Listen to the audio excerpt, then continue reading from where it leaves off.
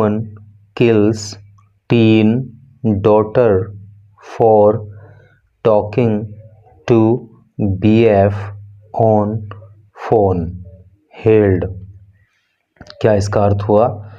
Woman, woman का अर्थ होता है महिला, अर्थात एक महिला।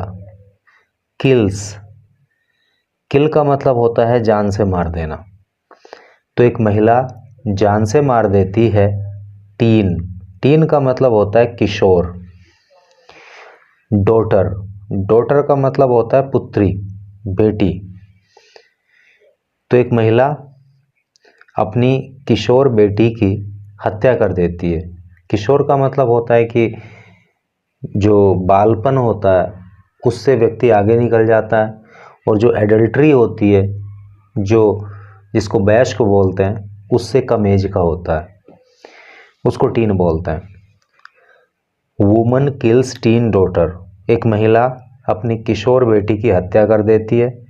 फॉर के लिए, टॉकिंग बात करने के लिए, टू BF, BF का मतलब बॉयफ्रेंड, बॉयफ्रेंड से, ऑन फोन, फोन पर।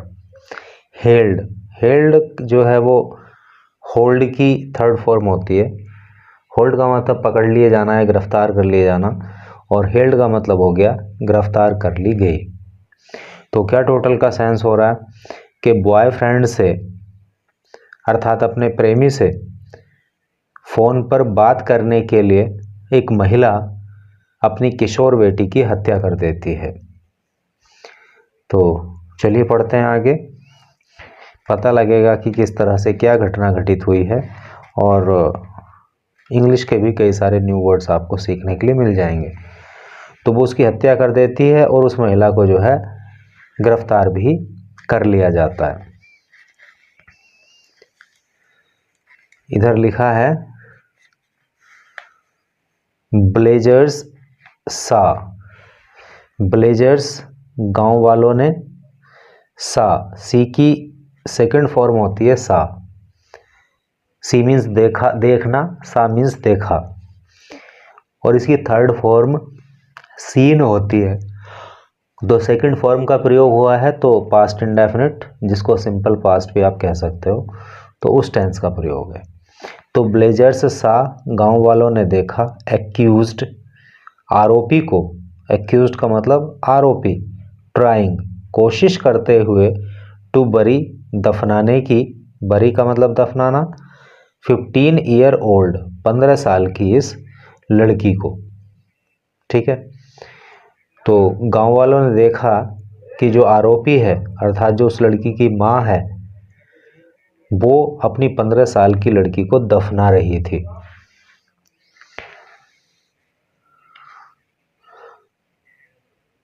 यहाँ लिखा है ए 45 ईयर ओल्ड वुमन, एक 45 ईयर ओल्ड, 45 साल की वुमन महिला, एक 45 साल की महिला, वॉज अरेस्टेड, गिरफ्तार कर ली गई। देखो पास्ट इंडेफिनिट टेंस की पैसिव वॉइस है, वॉज आ गया है, अरेस्ट की थर्ड फॉर्म अरेस्टेड आ गई है, अर्थात मेन वर्ब की थर्ड फॉर्म। तो एक 45 साल की महिला को गिरफ्तार कर लिया गया फॉर अलेजली, अलेजली का मतलब होता है कथित रूप से, और अलेजली जो होता है वो एडवर्ब होता है क्योंकि ये वर्ब की विशेषता बताता है। उसको गिरफ्तार कर लिया गया स्ट्रैंगलिंग, स्ट्रैंगलिंग का मतलब होता है गला घोंटना, गला घोंट देने के लिए हर उसकी 15 ईयर ओल्ड, 15 साल की डॉटर, बेटी का, आफ्टर बाद में, कैचिंग पकड़ने के, हर उसको, टॉकिंग बात करते हुए, टू हर बॉयफ्रेंड उसके बॉयफ्रेंड से, ऑन द फोन फोन पर, इन बिजरोल विलेज बिजरोल गांव में, अंडर जो अंतर्गत आता है Baraut police station, Baraut police station area के अंतर्गत आता है, इन बागपत, बागपत में, पुलिस सेड पुलिस ने कहा, ऑन संडे संडे को, यानी कि संडे को पुलिस ने कहा कि जो बड़ौत पुलिस स्टेशन जो कि बागपत में पड़ता है, तो उस क्षेत्र के अंदर एक गांव है बिजरोल। तो उस बिजरोल गांव में एक महिला ने अपनी बेटी को बॉयफ्रेंड से फ़ोन पर बात करते हुए पकड़ लिया और उसके बाद उस महिला ने अपनी बेटी का गला दबा करके उसकी हत्या कर दी। और उसकी बेटी की उम्र 15 साल थी और इसी के लिए उस 45 साल की महिला को पुलिस के द्वारा गिरफ्तार कर लिया गया। आगे पढ़िए। द एक्यूज्ड, एक्यूज्ड का मतलब आरोपी। वारिसा, जो आरोपी है उसका नाम क्या है? वारिसा, यानी कि उस लड़की की माँ का नाम वारिसा है। अलेजली, कथित रूप से कोर्ट, पकड़ लिया गया। तो हर डॉटर, उसकी बेटी को, यानी कि जो आरोपी है वारिसा, उसने कथित रूप से अपनी बेटी को पकड़ लिया, नाजिया, और उसकी बेटी का नाम क्या था? नाजिया। स्पीकिंग, बात करते हुए, टू हर बॉयफ्रेंड, अपने बॉयफ्रेंड से, ड्यूरिंग, दौरान, सेहरी प्रिपरेशन, सेहरी जो अभी जैसे रमज़ान का महीना चल रहा है तो उसमें जो मॉर्निंग का समय होता है, सेहरी का समय, प्रिपरेशन का मतलब होता है तैयारियां। तो सेहरी की जो तैयारियां सुबह के समय होती है, उसके दौरान इस महिला ने अपनी बेटी को बॉयफ्रेंड के साथ फ़ोन पे बात करते हुए पकड़ लिया, अराउंड लगभग 3 AM, और समय क्या था? लगभग 3 बजे का समय था सुबह का, ऑन सैटरडे को। इन ए फिट ऑफ रेज, देखो फिट ऑफ रेज का मतलब होता है, फिट का मतलब वैसे तो दौरा होता है, ऑफ रेज, रेज का मतलब होता है क्रोध, क्रोध का दौरा क्या मतलब? कि बहुत ज़्यादा गुस्सा। तो इन ए फिट ऑफ रेज का मतलब हो गया बहुत ज़्यादा गुस्से की हालत में, शी, उस महिला ने, यानी कि वारिसा ने, स्ट्रेंगल्ड, स्ट्रेंगल का मतलब गला दबा देना, पास्ट इंडेफिनिट टेंस का प्रयोग है, शी सब्जेक्ट है, स्ट्रेंगल की सेकंड फॉर्म स्ट्रेंगल्ड हो गई। तो उस महिला ने जो है गला दबा दिया नाजिया, नाजिया का। हु कोलैप्स्ड, कोलैप्स का मतलब होता है ढह जाना या गिर जाना, और नाजिया गिर गई ऑन द बेड, बेड पर। बिलीविंग, बिलीव का मतलब होता है विश्वास करना, believing her to be alive, alive का मतलब होता है जीवित। तो ये मान करके कि वो जीवित है, यानी कि जब उसका गला दबा दिया तो नाजिया बेड पे गिर गई, तो उसकी माँ ने सोचा कि वैसे ही गिर गई होगी, ये जिंदा है, तो उसको जीवित मान करके वारिसा कॉन्टिन्यूड, वारिसा ने कंटिन्यू किया, वारिसा ने जारी रखा, with her house hold chores, house hold का मतलब होता है घरेलू, चोर्स का मतलब होता है कामकाज। तो जो घरेलू कामकाज थे वो उसने जारी रखे, यानी कि नाजिया तो बेड पे गिर गई और वो अपने, उसकी माँ जो थी वो अपने घरेलू कामकाज में लग गई। नियरली, लगभग 4 आवर्स लेटर, लगभग 4 घंटों के बाद, व्हेन, जब, शी ट्राइड, उसने कोशिश किया, टू वेक हर, वेक का मतलब होता है जगाना, उठाना, हर उसको। तो लगभग 4 घंटों के बाद जब उसने उसको उठाने की कोशिश की अपनी बेटी को, तो शी रियलाइज्ड, उसने रियलाइज़ किया, उसे एहसास हुआ, शी वॉज डेड, कि उसकी तो मृत्यु हो गई है। बड़ौत स्टेशन हाउस ऑफिसर, जिसकी कंसाइज फॉर्म SHO होती है, तो जो बड़ौत के SHO हैं, नाम है मनोज कुमार, सैड, उन्होंने कहा, क्या कहा? वारिसाज हस्बैंड, कि जो वारिसा का पति है, ये अपोस्ट्रोफी एस है और ये केस ऑफ पोजीशन होता है, इसका हिंदी अर्थ का, की, के होता है। तो वारिसा का पति ए टॉय ट्रेडर, टॉय का मतलब होता है खिलौना, ट्रेडर का मतलब व्यापारी। तो वारिसा का पति जो कि खिलौना का व्यापारी है, वॉज इन सुल्तानपुर, वो सुल्तानपुर में था, एट द टाइम, उस समय पे, अर्थात जब ये घटना घटित हुई तो वारिसा का पति जो एक टॉय ट्रेडर है, खिलौना का व्यापारी है, वो सुल्तानपुर में था। शी, वह, वोज थी, लिविंग रह रही, वो रह रही थी, इन द विलेज, गांव में। देखो यहाँ पे पास्ट कॉन्टिन्यूअस टेंस हो गया क्योंकि सी सब्जेक्ट हो गया, वोज हेल्पिंग वर्ब हो गया, और लिव जो मेन वर्ब की फर्स्ट फॉर्म है उसमें आईएनजी लगा के उसको लिविंग कर दिया गया। तो शी वॉज लिविंग, वो रह रही थी, इन द विलेज, गांव में, विद हर 9 चिल्ड्रन, विद साथ, हर अपने, 9 चिल्ड्रन बच्चों के। तो वो गांव में अपने 9 बच्चों के साथ रह रही थी। तो जनसंख्या पे इन्होंने काफ़ी ठीक ठाक ध्यान दिया हुआ था।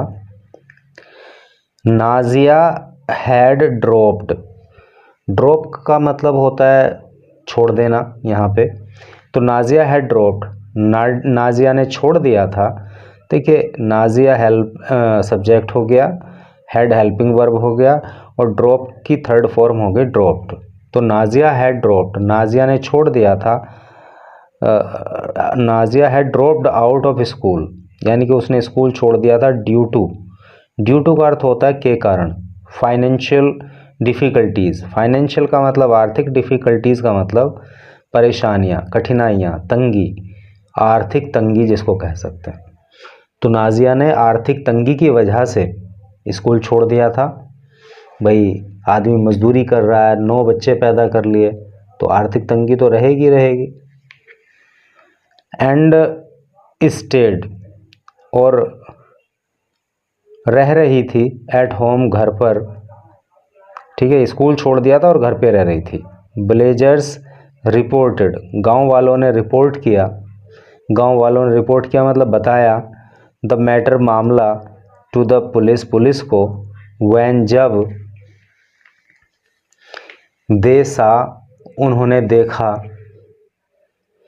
दे सा, सी की सेकंड फॉर्म सा हो गई, जब उन्होंने देखा, वारिसा, वारिसा को, अटेम्प्टिंग, अटेम्प्ट का मतलब होता है प्रयास करना, प्रयास करते हुए।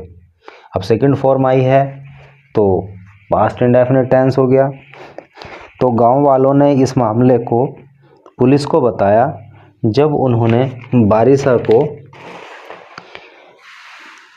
देखा, अटेम्प्टिंग, प्रयास करते हुए या कोशिश करते हुए, टू बरी, दफनाने की, हर डॉटर, अपनी बेटी को।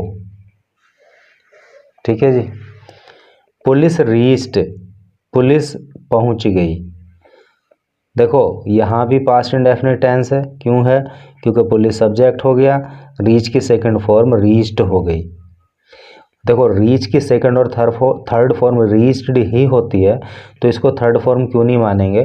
क्योंकि सब्जेक्ट और मेन वर्ब के बीच में कोई हेल्पिंग वर्ब नहीं है। अगर यहाँ पे हैज होता, हैव होता, हैड होता, है नहीं, तो फिर ये थर्ड फॉर्म मानी जाती। और पुलिस को हमेशा बहुवचनकर्ता के रूप में प्रयोग किया जाता है। तो पुलिस रीच्ड, पुलिस पहुँच गई, द स्पॉट, स्थल पर, स्पॉट का मतलब स्थान या स्थल। तो पुलिस जो है वो घटना स्थल पर पहुंच गई। And arrested the woman, and और अरेस्टेड और गिरफ्तार कर लिया, द वुमन, महिला को।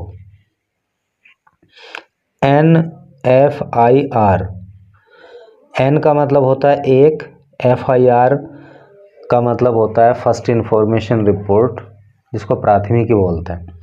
अब यहाँ पे एक जैसे नियम होता है भाई, ये ए और एन और द, ये आर्टिकल होते हैं ना, तो एक नियम होता है कि ए का मतलब भी एक होता है, एन का मतलब भी एक होता है। कहाँ ए का प्रयोग होता है, कहाँ एन का प्रयोग होता है, इसके लिए जो एक जनरल रूल होता है वो ये होता है कि जो नाउन AEIOU, ये 5 वोवल होते हैं, इससे स्टार्ट होते हैं तो एक की अंग्रेजी एन लिखते हैं, और इन 5 के अलावा जो बाकी 21 लेटर बचते हैं उनको कॉन्सोनेंट कहते हैं जो है।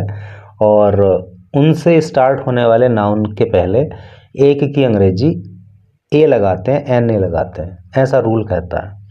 लेकिन इससे भी आगे चल के अगर डेप्थ में जाएंगे, गहराई में जाएंगे, तो रूल ये कहता है कि अगर कोई नाउन चाहे कॉन्सोनेंट से स्टार्ट नहीं हो रहा हो, यानी कि ए ई आई ओ यू, इन 5 लेटर में से किसी से स्टार्ट नहीं भी यदि हो रहा हो, लेकिन उसका जो प्रोनाउंसिएशन है, जो उसका उच्चारण है, वो इसको वोवल को दिखा रहा हो, यानी कि ए ई आई ओ यू उच्चारण अगर इससे शुरू हो रहा हो, तो लिखित में भले ही वो वोवल से स्टार्ट ना हो, फिर भी एक की अंग्रेजी एन ही लिखी जाती है, ए नहीं लिखी जाती है।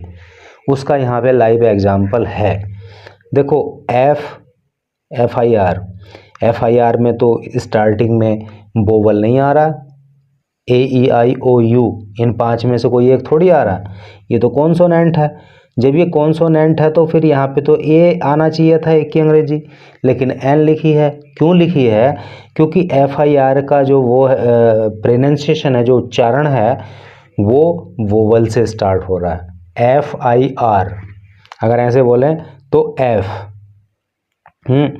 है तो ए एफ से ऐसे करके हो रहा है ना, एफ ए आ गया ना शुरू में जब उच्चारण कर रहे हैं उसका, तो इसलिए जो है यहाँ पे एन आया है। तो एन एफ आई आर, एक F I R under B N S section. B N S का मतलब होता है भारतीय न्याय संहिता, सेक्शन का मतलब होता है धारा 1031। तो 103(1) में एक भारतीय न्याय संहिता की धारा में एक एफआईआर दर्ज कर ली गई, जो किसके लिए लगती है? मर्डर के लिए लगती है। वो जो रजिस्टर का मतलब दर्ज कर लिए जाना, लिखित कर लिए जाना, लिख ली गई, दर्ज कर ली गई अगेंस्ट, विरुद्ध, हर उसके, यानी कि उस महिला के विरुद्ध जो है एफआईआर इस धारा में लिख ली गई। ऑन ए कंप्लेंट, शिकायत पर, फाइल्ड जो दर्ज कराई गई बाय ए पुलिस सब इंस्पेक्टर, पुलिस के उप निरीक्षक के द्वारा। इंस्पेक्टर का मतलब निरीक्षक होता है और सब इंस्पेक्टर का मतलब उप निरीक्षक होता है। द ऑटोप्सी, देखो ऑटोप्सी का मतलब होता है शव परीक्षण, जिसको पोस्टमार्टम भी आम लैंग्वेज में कह देते हैं। तो द ऑटोप्सी कन्फर्म्ड, कन्फर्म का मतलब होता है सुनिश्चित कर देना, पुष्टि कर देना। तो जो ऑटोप्सी हुई, जो शव परीक्षण हुआ, जो पोस्टमार्टम हुआ, तो उसमें पुष्टि हो गई डेथ, मृत्यु की, ड्यू टू, के कारण, स्ट्रैंगुलेशन। स्ट्रैंगुलेशन का मतलब होता है गला घोट दिए जाना। तो पोस्टमार्टम रिपोर्ट में या ऑटोप्सी में पता लगा कि उसकी मृत्यु जो है वो गला दबा दिए जाने के कारण ही हुई। एन इन्वेस्टिगेशन, एक इन्वेस्टिगेशन, एक जांच, इज है अंडरवे, अंडरवे का मतलब होता है जारी। तो जांच जारी है। कुमार सैड, ऐसा कुमार ने कहा। तो इस तरह से करके न्यूज़ थी। तो पूरी न्यूज़ को पढ़ के पता लगा कि महिला का जो उद्देश्य था वो अपनी बेटी को जान से मारना तो नहीं था, कम से कम वो उसको डरा रही होगी कि तेरा गला दबा दूंगी, तुझे जान से मार दूंगी अगर तूने ऐसा किया तो। लेकिन वो शायद ज़्यादा देर तक उसका गला दबा के रखी रही होगी, जिससे कि उसका सांस बंद हो गया और उसकी जो है मृत्यु हो गई। और एक यहाँ पे न्यूज़ और भी दी हुई है, ये भी कुछ जो है ऑनर किलिंग से रिलेटेड न्यूज़ है। तो इसको अगर आप पढ़ना चाहो तो यहाँ से स्क्रीनशॉट ले लेना आप एक, और इसको खुद से पढ़ के देखना, और तब आपको पता लगेगा कि आप कितना ट्रांसलेट कर पा रहे हो। ठीक है, तो ठीक है भाई, अगर आपको वीडियो ठीक लगी हो तो ज़रा इसको लाइक कर दियो, और अगर चैनल को सब्सक्राइब ना किया हो तो ज़रा चैनल को भी सब्सक्राइब कर दियो। ठीक है, थैंक यू वेरी मच।